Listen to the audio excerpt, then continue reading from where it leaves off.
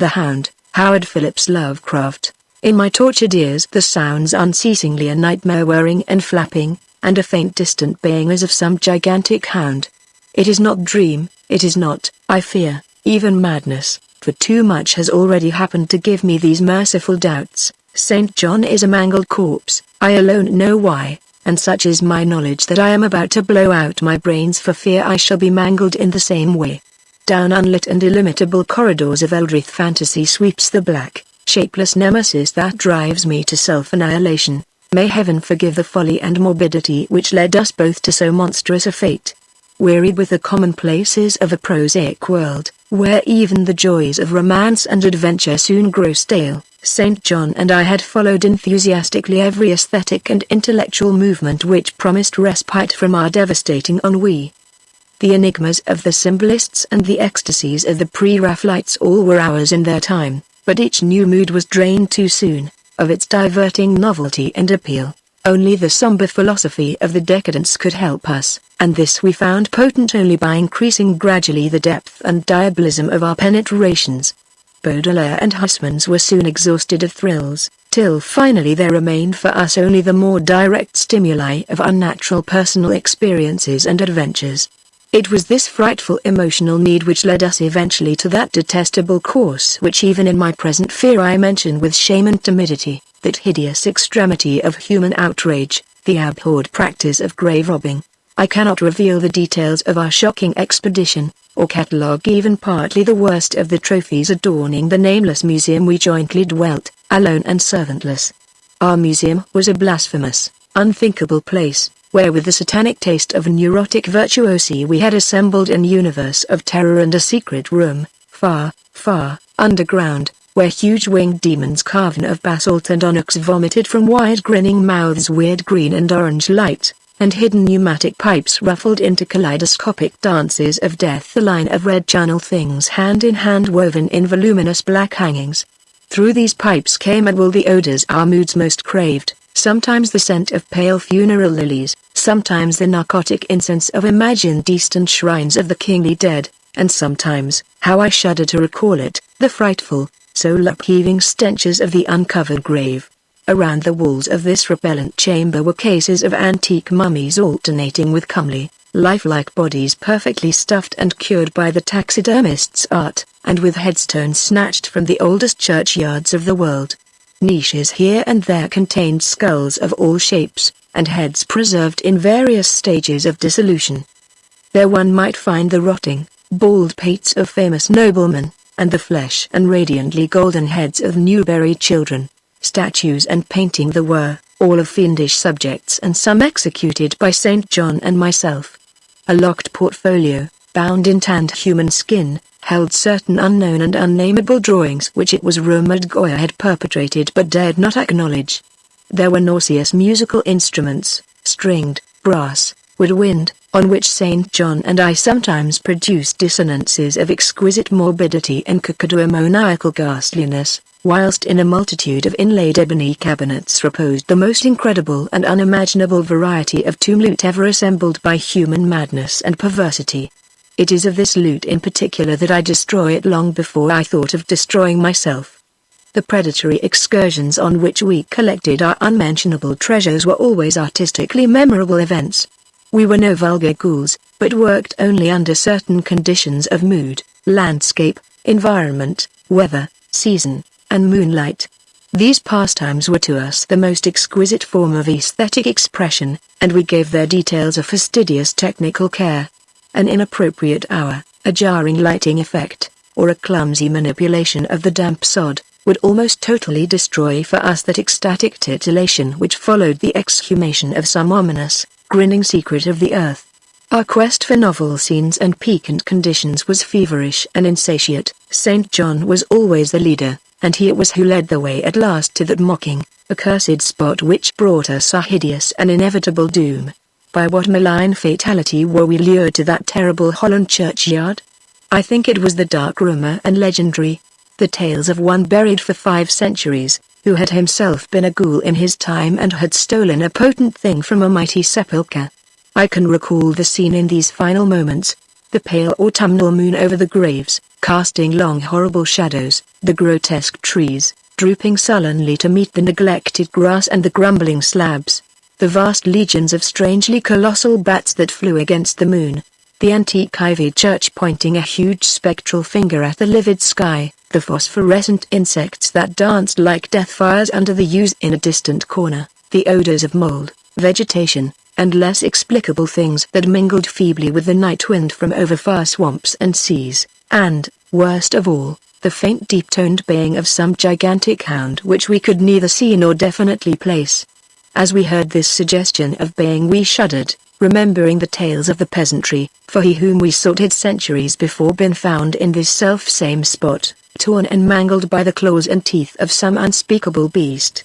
I remember how we delved in the ghoul's grave with our spades, and how we thrilled at the picture of ourselves, the grave, the pale watching moon, the horrible shadows, the grotesque trees, the titanic bats, the antique church, the dancing death fires, the sickening odors, the gently moaning night wind, and the strange, half-heard directionless baying of whose objective existence we could scarcely be sure. Then we struck a substance harder than the damp mold, and beheld a rotting oblong box crusted with mineral deposits from the long undisturbed ground.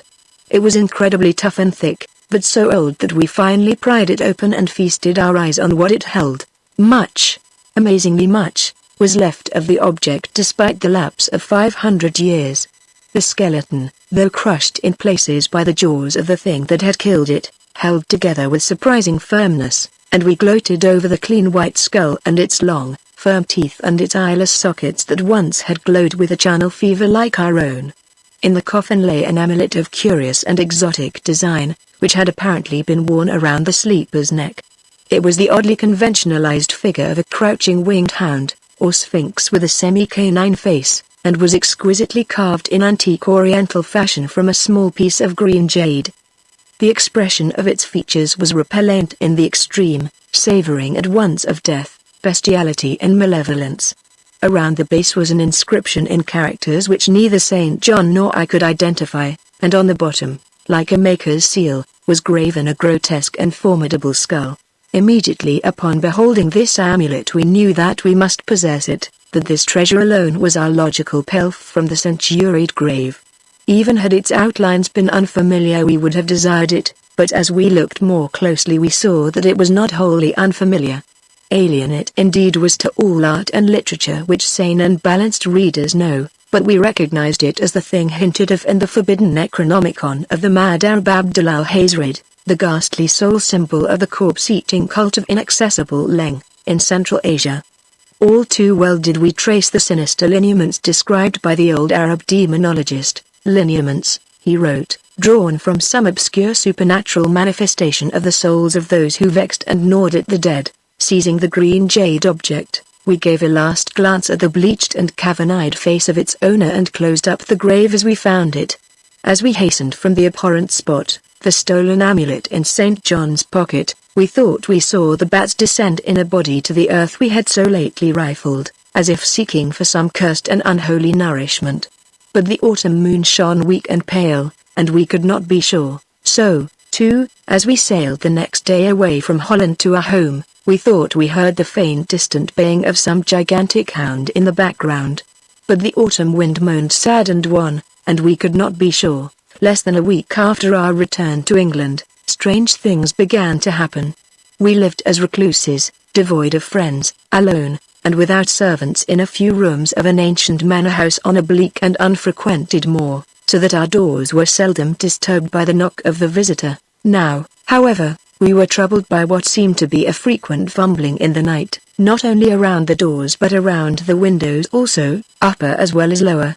Once we fancied that a large, opaque body darkened the library window when the moon was shining against it, and another time we thought we heard a whirring or flapping sound not far off. On each occasion investigation revealed nothing, and we began to ascribe the occurrences to imagination which still prolonged in our ears the faint far baying we thought we had heard in the Holland churchyard.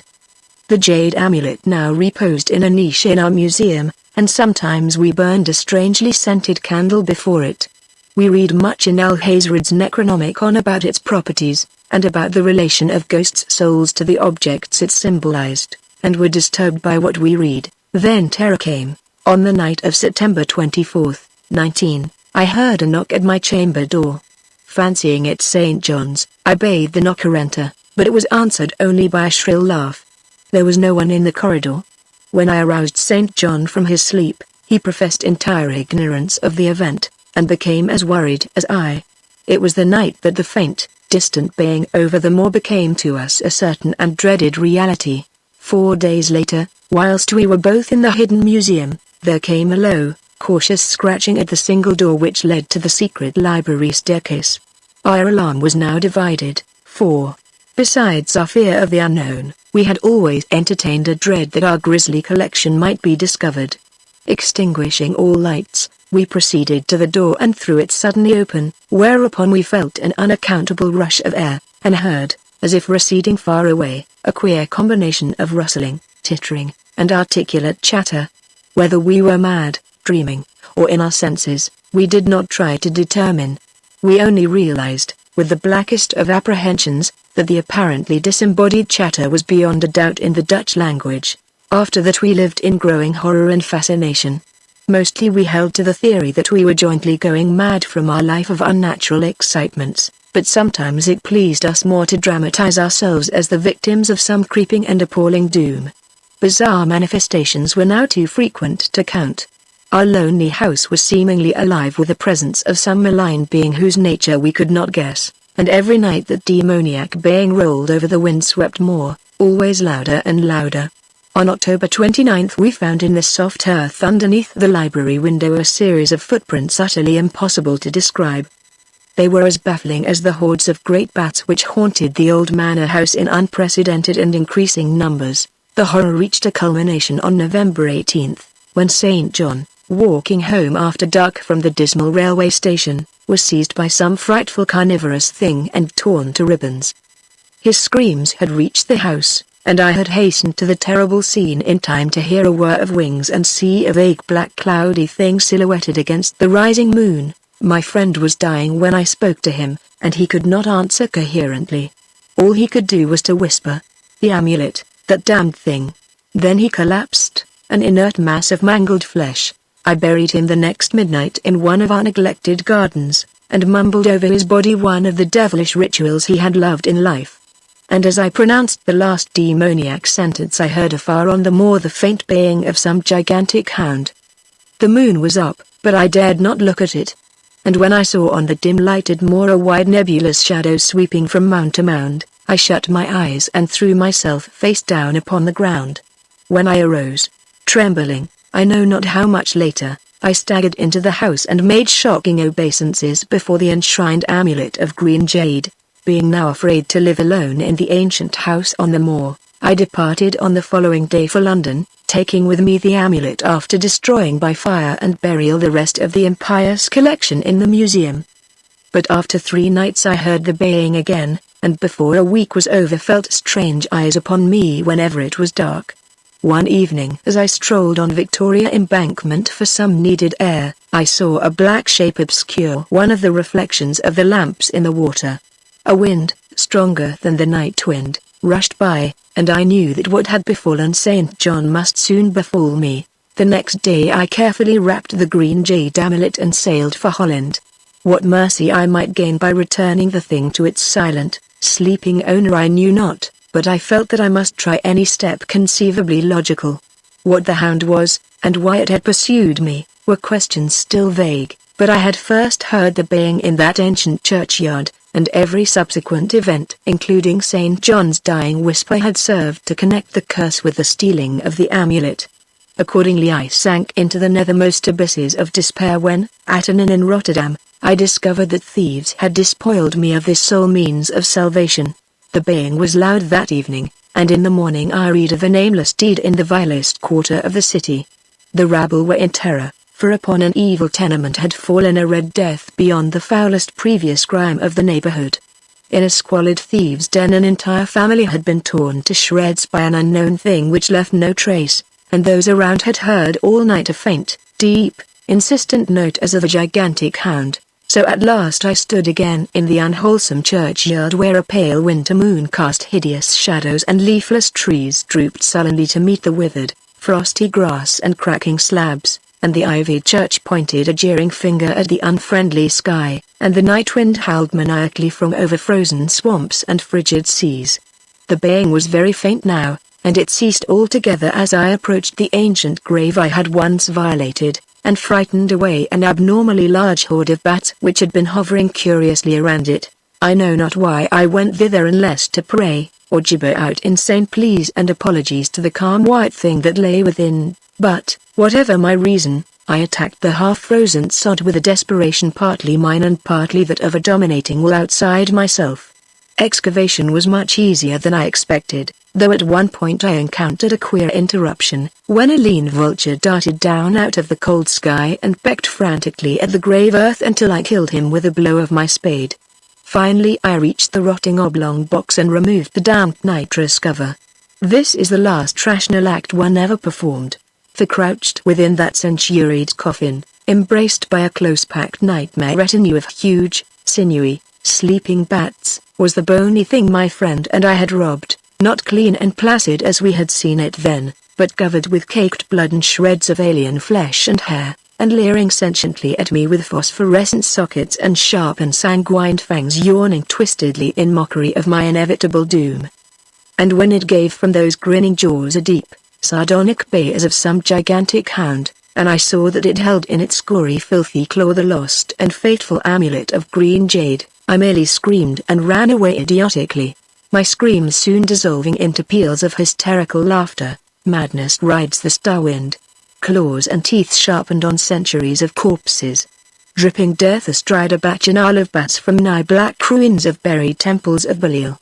Now, as the baying of that dead fleshless monstrosity grows louder and louder, and the stealthy whirring and flapping of those accursed web wings closer and closer, I shall seek with my revolver the oblivion which is my only refuge from the unnamed and unnameable.